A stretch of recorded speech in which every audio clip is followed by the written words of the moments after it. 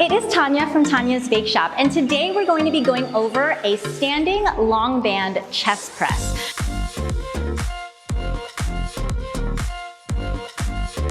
To start, all you're going to need is a long band. Mine is from tonyasbakeshop.com. Step onto the long band with your feet pointing forward and your heels at shoulder's distance. You're going to grab the top of the band with your thumbs and then fully extend your arms.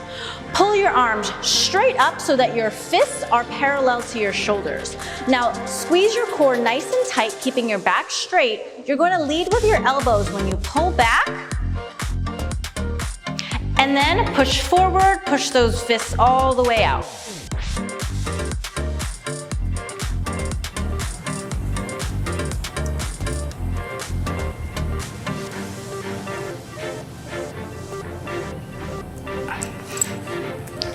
And there you have it. That is a standing long band chest press.